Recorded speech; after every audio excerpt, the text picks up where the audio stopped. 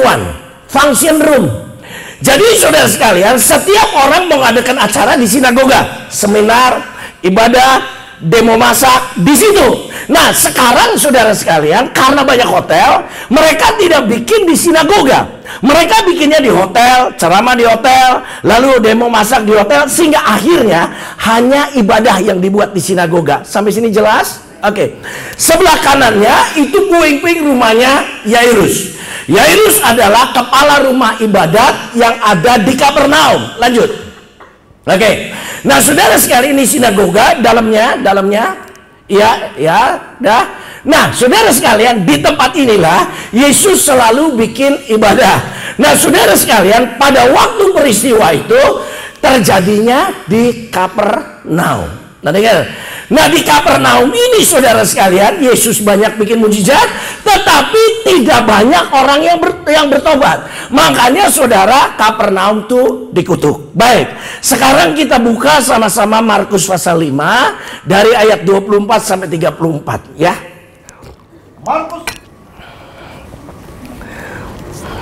Markus 5 ayat 24 sampai 34, demikian firman Tuhan. Lalu pergilah Yesus dengan orang itu. Stop dulu. Orang itu adalah Yairus. Saya ambil cuplikan yang di atasnya. Saya mau menjelaskan sama saudara. Ya, udah nggak usah dihilangin. Lalu pergilah Yesus dengan Yairus. Iya. Orang banyak berbondong-bondong mengikuti Yesus. Nah, ini yang saya mau angkat. Jadi saudara sekalian, orang banyak berbondong-bondong mengikuti Yesus. Berarti pada waktu itu yang berbondong-bondong itu di belakang Yesus atau di depan? Good. Kenapa sih Pak ini mesti dibahas? Ada artinya nanti. Jadi saudara sekalian, di depan Yesus itu kosong, tetapi di belakangnya itu banyak berbondong-bondong dan berdesak-desakan di dekat Yesus. Iya, teruskan. Adalah di situ seorang perempuan yang sudah 12 tahun lamanya menderita pendarahan. Sampai sini dulu. Saudara sekalian, memang Alkitab tidak menjelaskan secara eksplisit nama perempuan itu. Tapi saya percaya ada namanya. Setuju apa enggak? Setuju kan? Ada namanya. Nah, Alkitab tidak menulis, tetapi sejarah menulis. Ternyata orang ini namanya Veronika. Siapa Veronika itu? Begini, saudara sekalian, pada waktu Yesus mau disalib, Yesus diadili oleh Pontius Pilatus. Nah, dari tempat Yesus diadili di Pontius Pilatus sampai ke Golgota, lihat saya ulang. Dari sejak tempat Yesus diadili oleh Pontius Pilatus dan terima mahkota duri, terima salib, lalu dia jalan sampai ke Golgota, itu ada 14 perhentian atau 14 stasi atau 14 station. Nah, saudara, Alkitab tidak menjelaskan, tetapi ada titik-titik tertentu dari tempat Yesus diadili di tempat Pontius Pilatus sampai ke Golgota. Nah, ini kira-kira Via Dolorosa. Tolong gambarnya. Ini Via Dolorosa, jalan salib. Nah, saudara, ada beberapa stasiun. Nah, salah satu stasiun itu adalah stasiun yang ke-6. Sedangkan stasiun yang ke-5 itu Gambir. Stasiun yang ke-5 itu, saudara sekalian, tempat Yesus ketemu dengan Simon orang Kirene. Nah, saudara sekalian, setelah Yesus ketemu dengan Simon Kirene, saya jelaskan dulu, salib dipikul oleh Simon Kirene. Ketika itu saudara, Yesus jalan udah sempoyangan, tangannya pegang tembok dan ada bekasnya, cuman saya nggak gambar. Nah, setelah itu sampailah di stasiun yang ke-6. Ketika di stasiun ke-6 ada seorang wanita yang membersihkan muka Yesus. Ketika dia membersihkan muka Yesus, ternyata wajahnya nempel di sapu tangan itu. Sehingga sapu tangan ini sampai saat ini masih ada di Vatikan. Ngerti ya? Saya kangen banget pengen balik lagi. Nggak tahu kapan. Tuh, hati itu udah seperti ketarik lagi. Nggak cukup ke Israel 1 kali, nggak cukup. Harus minimal 4 kali. Sebelum mati maksudnya gitu. Nah, di stasiun yang ke-6, Yesus ketemu dengan seorang perempuan dan semua tahu namanya adalah Veronika. Terusin dulu. Nah, di sini ada tulisan Veronika, Faciem Christi Unteo Deterci. Veronica, muka, Kristus, untia itu kain, deterji itu deterjen. Ya saya nggak tahu siapa. Pokoknya di sini. Nah, saudara sekalian, mereka tuh percaya bahwa perempuan yang namanya Veronica itu adalah perempuan yang meleleh darah itu. Sampai sini jelas? Supaya saudara tahu sejarahnya. Kenapa namanya Veronica? Memang di Alkitab nggak nulis. Tapi berdasarkan sejarah tuh begitu. Contohnya, ketika Yesus mau diadili, kan Yesus diadili sama Pilatus. Pilatus punya istri. Nah, Alkitab tidak menulis namanya, tapi ternyata sejarah menulis bahwa istri Pilatus namanya Ibu Pilatus. Bener ya? Namanya tuh Claudia. Pak, dari mana Alkitab nggak nulis? Memang Alkitab nggak nulis, tetapi sejarah menceritakan itu. Sampai sini mengerti? Bilang amin. Gak apa-apa ya, detail sedikit ya, supaya saudara teh pinter. Oke, lanjut ayat yang tadi, James. Lalu pergilah Yesus. Ya. 25, adalah di situ seorang perempuan yang sudah 12 tahun lamanya menderita pendarahan. Iya. Ia telah berulang-ulang diobati oleh berbagai tabib. Iya. Sehingga telah dihabiskannya semua yang ada padanya. Iya. Namun sama sekali tidak ada faedahnya, malah sebaliknya keadaannya makin memburuk. Terus? Dia sudah mendengar berita-berita tentang Yesus.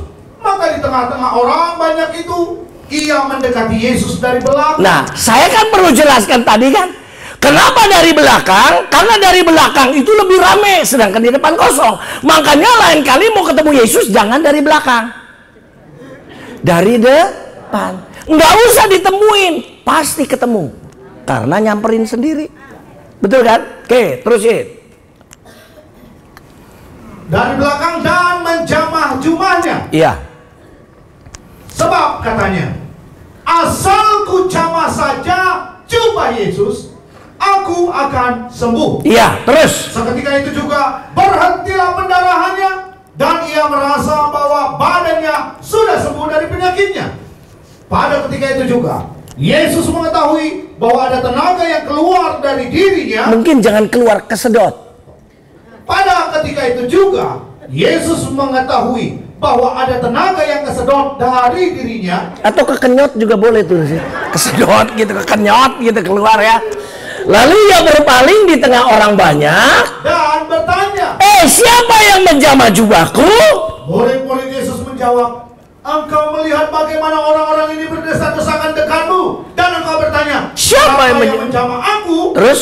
Lalu Yesus memandang sekelilingnya untuk melihat siapa yang telah melakukan hal itu. Ya, good. Teruskan. Perempuan itu yang menjadi takut dan gemetar ketika mengetahui apa yang telah terjadi atas dirinya, Iya. tampil dan tersungkur di depan Yesus dan dengan tulus memberitahukan segala sesuatu kepada Yesus. Iya, teruskan. Maka kata Yesus kepada perempuan itu, Hai anakku. anakku, imanmu telah menyelamatkan Stop. kau. Iman bukan menyembuhkan. Iman menyelamatkan. Tapi yang menyembuhkan itu powernya iman. Mudah nggak nih? Ini yang akan saya jelasin. James bisa bilang, saya pasti sembuh. Iya. Itu iman, keyakinan. Semua bilang amin. Tetapi banyak orang gagal bukan di keyakinannya. Power of faith itu, tenaga imannya itu. Makanya saudara sekalian, ayat ini berkata, hai anakku, Imanmu telah menyelamatkan engkau. Iya. Pergilah dengan selamat. Iya. Dan sembuhlah dari penyakit. Nah, dengar ya saudara, iman itu menyelamatkan, tetapi powernya iman itu menyembuhkan.